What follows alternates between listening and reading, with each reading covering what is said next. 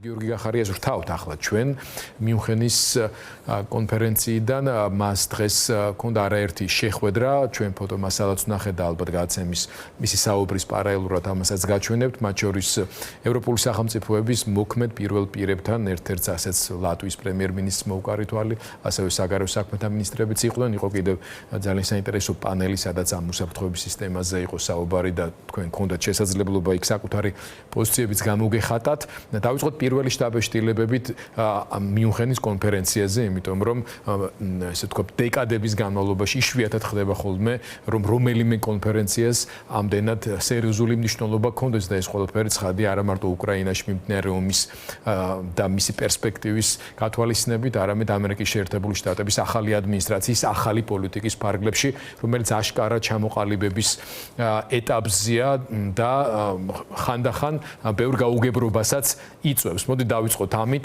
უფრო დიდი სურათით და რა თქმა უნდა შემდეგ ვისაუბროთ საქართველოს წარმომადგენლობის მნიშვნელობაზე ამ კონფერენციაზე. გისმენთ ბატონ გიორგი.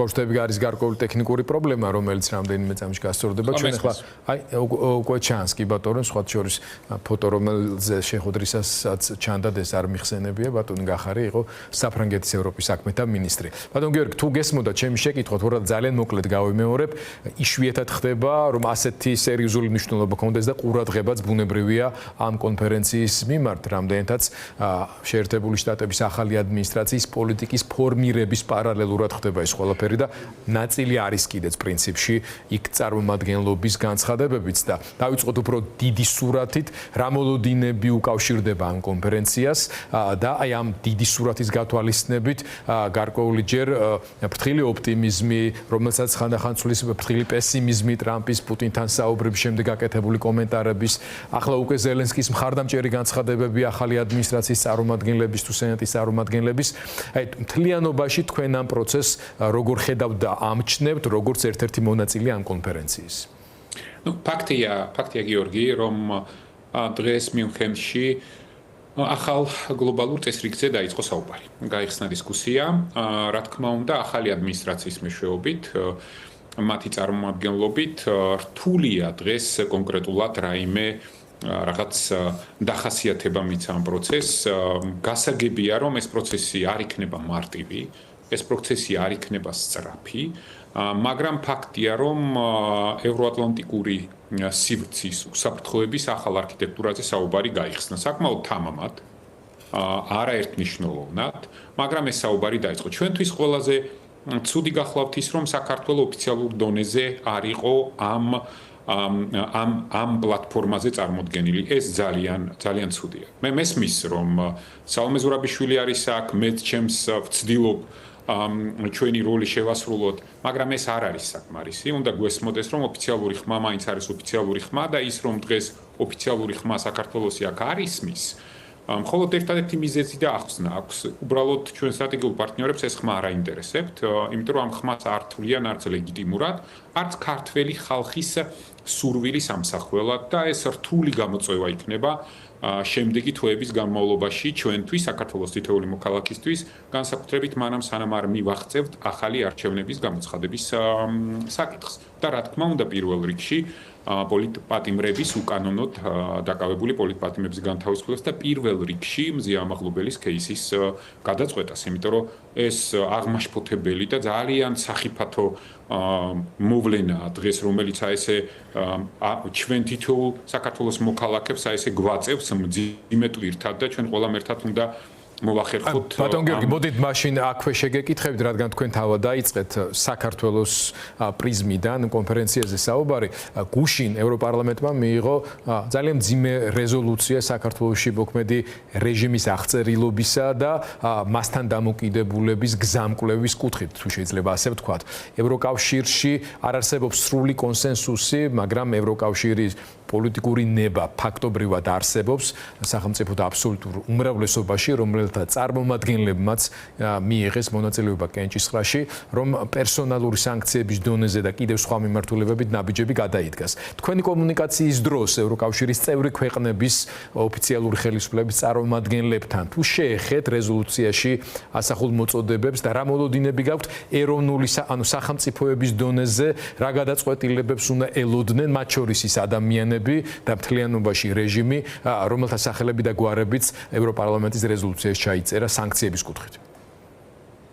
ვისაც დღეს შევხვდით, მათი პოზიცია ზუსტად ასახავს იმას, რაც ევროპარლამენტის რეზოლუციაში წერია. ეხლა ჩვენ გასაგებია გვესმის, რომ ევროპარლამენტის რეზოლუციას აქვს რეკომენდაციის ძალა, მაგრამ აღმასრულებელ ხელისუფლებაშიც აღქმები და განწყობები არის იგივე.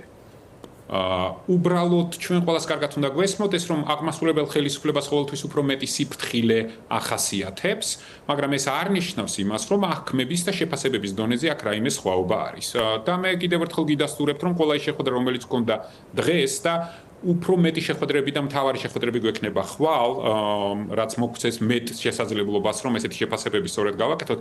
მთავარი გახლავთ ის, რომ ევროკავშირის როგორც აღმასრულებელი, ასევე საკანონმდებლო ხელისუფლების დონეზე ყველა შეთანხმებულია, რომ საქართველოში არჩევნები იყო გაყალბებული, რომელიც არ ასახავს ქართული ხალხის ნებას და ერთადერთი გამოსავალი არის ახალი არჩევნები, თუ ახალ არჩევნებს ვერ მივახციეთ, მაშინ ყველა ინსტრუმენტი, რომელიც გააჩნიათ, მათ შორის სანქციებიც უნდა იყოს გამოყენებული. არის ერთი გამოწვევა და პრობლემა, ეს გახლავთ უნგრეთი, რომელიც რა თქმა უნდა მოგეხსენებათ, რომ კონსენსუსს ეფუძნება ევროკავშირის გადაწყვეტილება, მაგრამ არის ამ პრობლემის ავლის მექანიზმი, ეს გახლავთ წევრი ქვეყნების მიერ მიღებული გადაწყვეტილებები და აქაც არავინ გაჩერებას არ აპირებს და მე ვფიქრობ, რომ ყველაფერი ჯერ წინ არის.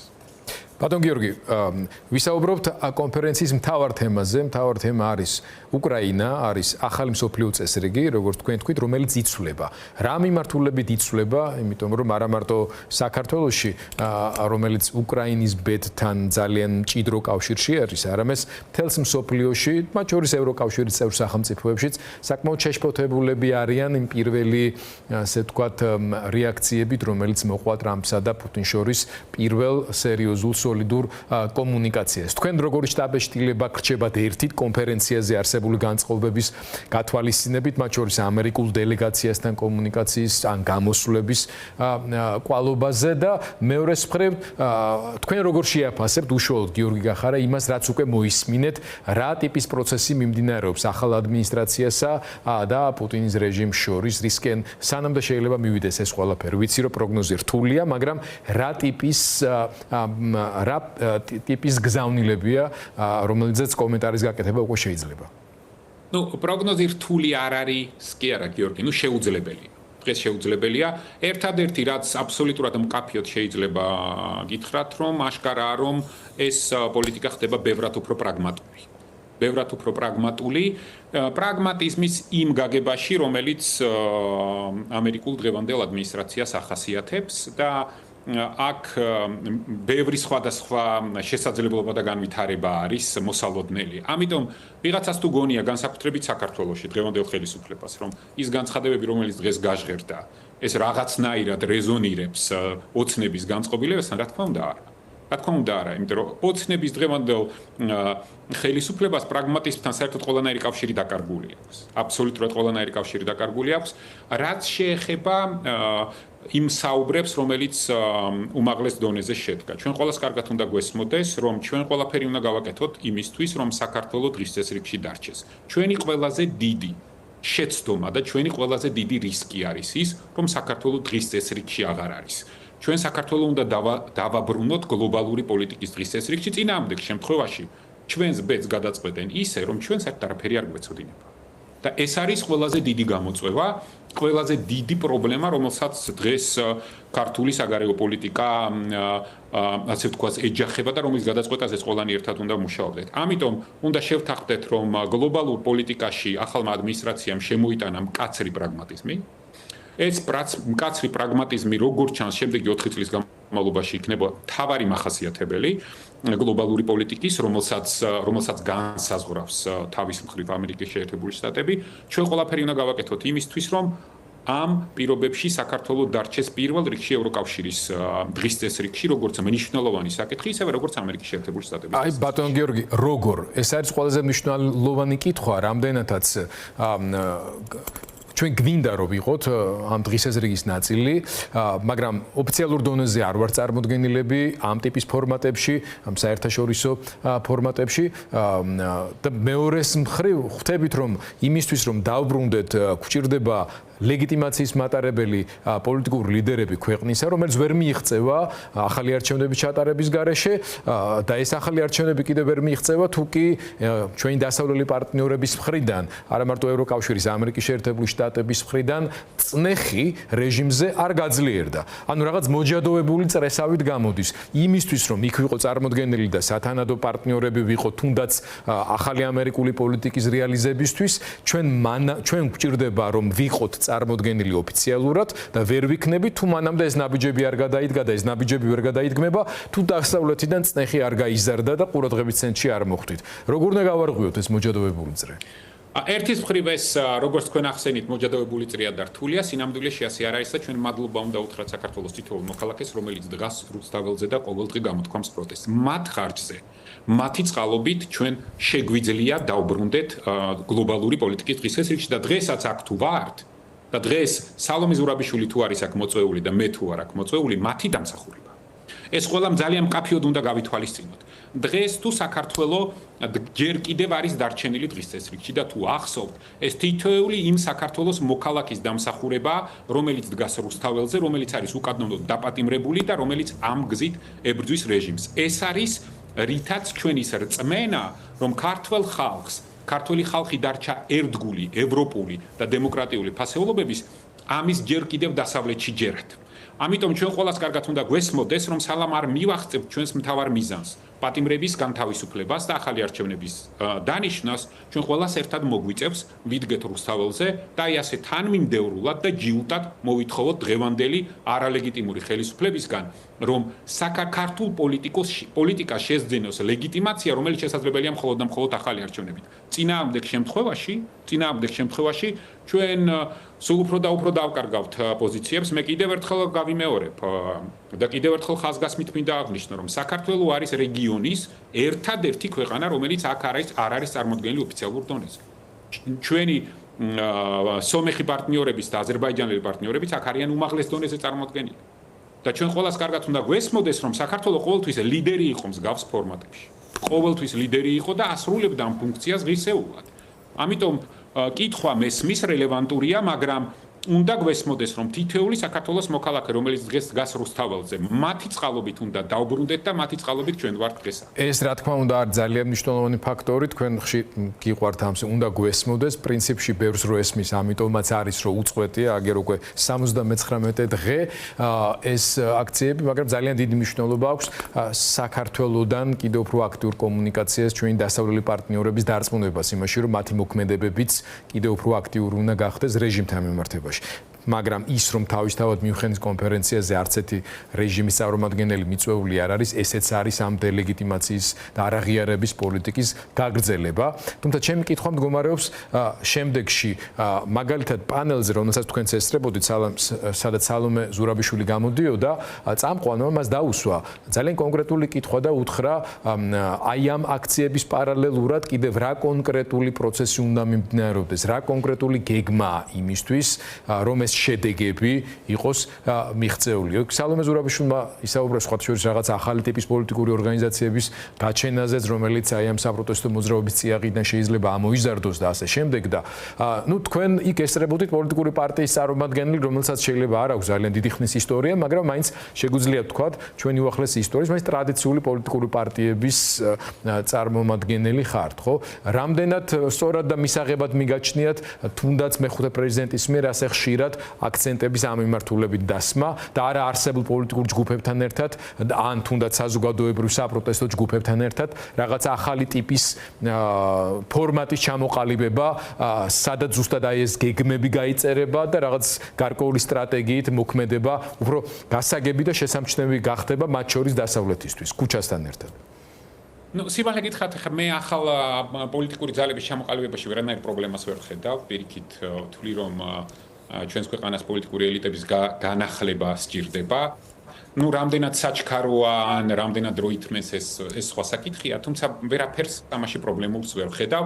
მიუხედავად იმისა, რომ თქვენი აქცენტი მესმის, რომ არსებული თუ არ შევკრიბეთ რესურსი ერთად და ის ნაციონალური ეროვნული დონის საკითხები, რომლებიც გვაქვს, ეს არის ქვეყნის დაბრუნება ნორმალური ევროპულ ტრაექტორიაზე, ახალი არჩევნების გზით და როდესაც თქვენ საუბრობთ, მე ბევრჯერ მისაუბრია გეგმაზე, როგორ არის ეს მიღწევადი.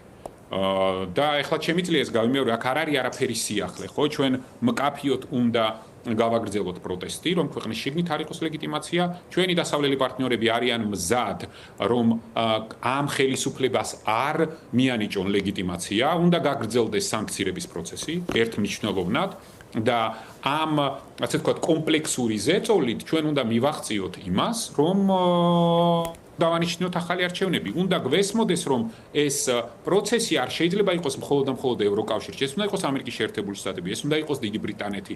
ეს კომპლექსური მიდგომა უნდა იყოს, მაშინ, როდესაც ჩვენც ყველამ ერთად ქვეყნის შიგნით დღევანდელი ხელისუფლების დელეგიტიმაციის პროცესი უნდა გავაგრძელოთ და მივიყვანოთ ლოგიკურ დასასრულებლად. ეს ეხება პოლიტიკურ პარტიებს, ეს ეხება პროტესტს და ასე შემდეგ და ასე შემდეგ.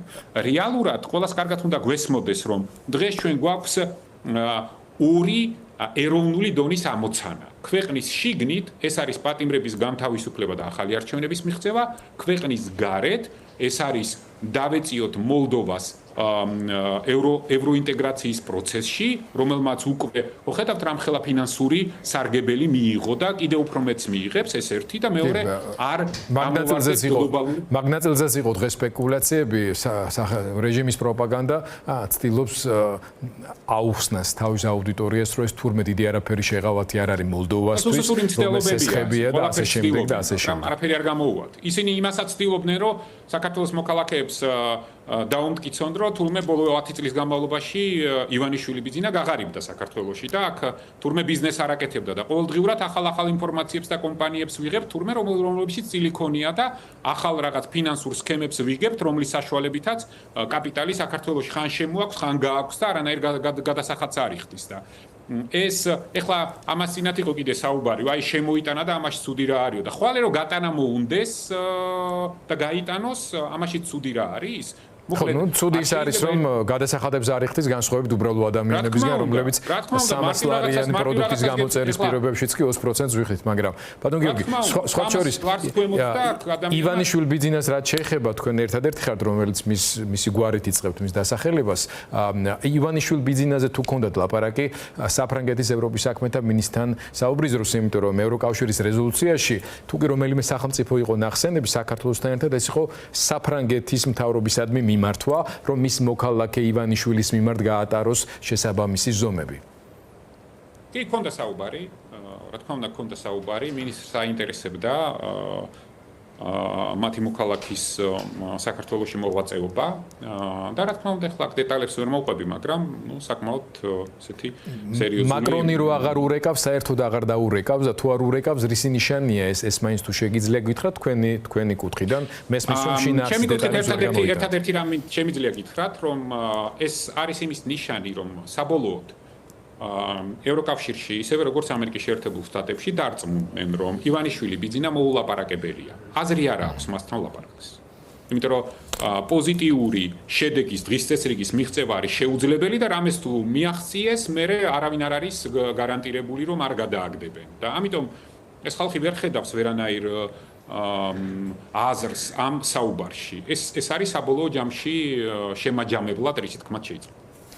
ჩვენი საუბრის დასასრულს რა შეხვედრები გაქვთ დაგეგმილი და რას უნდა ველოდოთ კიდე საინტერესოდ მომდენო 2 დღის განმავლობაში? მომდენო 2 დღის განმავლობაში ყველაზე მნიშვნელოვანი და საინტერესო რაც გვექნება გავაგრძელებთ ევროკავშირის წევრი ქვეყნების საგარეო საქმეთა მინისტრებთან შეხვედრას, კომისიის რამოდენიმე წევრთან დღეს ქონდა შეხვედრა და ხვალეც გავაგრძელებთ შეხვედრას და ამერიკის შეერთებული შტატების ძირითადად საკანონმდებლო ორგანოს წარმომადგენლებთან გვექნება შეხვედრა. შეიძლება ბატონ გიორგი ამ საუბრების დროს განსაკუთრებით შეერთებული შტატების პოლიტიკოსებთან შეხვედრის დროს გამომდინარე იმ ახალი ტენდენციიდან, რომელიც ტრამპის დევისის განცხადებებიდან გამომდინარეობს, იგივე უკრაინის ნატოში გაწევრიანების არა უპერსპექტივობის, არამედ ამ ეტაპზე განხილვის არარელევანტურობასთან დაკავშირებით, რამდენადაც მაშინ, როდესაც ეს გადაწყვეტილება იქნა მიღებული ბუხარესტში, უკრაინასთან ერთად საქართველოს იყო ერთობლივად წარდგენილი და შეიძლება ავტომატურად ეს ასე არ ხდება, მაგრამ დიდი ალბათობით უნდა ვივარაუდოთ, რომ საქართველოსთან მიმართებაში ეს განწყობები შეიძლება დომინირებდეს. და რადგან უკრაინისთვის საუბარი არის ალტერნატიული უსაფრთხოების სისტემით უზრუნველყოფაზე, ხომ არ არის დრო, რომ საქართველოსდანაც პოლიტიკოსებმა დაიწყოთ საუბარი ჩვენს ამერიკელ კოლეგებთან, რომ ნატო შეიძლება ჩვენთვისაც არ წარმოადგენდეს, ასე ვთქვათ, მხოლოდ ერთადერთ გარანტიას, ჩემი აზრით, ყველაზე მნიშვნელოვანს და ყველაზე გარანტირებულს, მაგრამ აი უკრაინასთან დაკავშირებული ამ ახალი მოდელის ჩამოყალიბების ფარგლებში საქართველოსმაც ხوار უნდა გადახედოს და მიიღოს მონაწილეობა ამ პროცესში აქტიურად. საქართველოს ძალიან ფრთხილად უნდა დააკვირდეს ამ პროცესს და ყველას კარგად უნდა გვესმოდეს, რომ ის ინფრასტრუქტურა, ახალი სტრუქტურა გლობალური უსაფრთხოების, მათ შორის უკრაინისთვისაც, რომელიც შედგება, რა თქმა უნდა, ჩვენ ყველაფერი უნდა გავაკეთოთ იმისთვის, რომ ეს კოლგა გავავრცელოთ საქართველოსაც. ეს ძალიან მნიშვნელოვანია. და ჩვენ მიუხედავად ყველაფრისა, ეს როგორც მინიმალური გარანტია უსაფრთხოების, ჩვენ ამაზე უკვე უნდა დავიწყოთ ფიქრი და ამას ძალიან ფრთხილად უნდა დავაკვირდეთ და რაც მთავარია, ამ პროცესების მიღმა არ უნდა დავრჩეთ. ჩვენ უნდა დავიტოვოთ, რა თქმა უნდა, უფლება, რომ ეს არ არის ზუსტად ერთი და იგივე და ნატო შესაძლებელია საქართველოსთვისაც, მაგრამ უნდა გვესმოდეს, რომ დღეს გლობალური ტექტონიკური ცვლილებები ხდება და ჩვენ ყველა მსგავს პროცესში მაქსიმალურად ჩართულები უნდა ვიყოთ და ჩვენი მთავარი მიზანი უნდა იყოს ჩვენი ქვეყნის, ჩვენი სახელმწიფოს უსაფრთხოების მაქსიმალურად დაცვა. და რა თქმა უნდა, ჩვენ უნდა გვესმოდეს, რომ ის გარდამავალი უსაფრთხოების მექანიზმები, რომლებზეც დღეს საუბარია, არავინ არ იცის სინამდვილეში ეს როგორ დასრულდება. იმიტომ რომ ეს რთული პროცესია და კომპლექსური პროცესია, მაგრამ დაუშვებელია რომ ჩვენ ამ პროცესის მიღმა დავრჩეთ. დიდი მადლობა, გიორგი გახარია გვერდებოდა მიუნხენის კონფერენციიდან, ის განაგრძობს შეხვედრებს კონფერენციის ფორმატის ფარგლებში.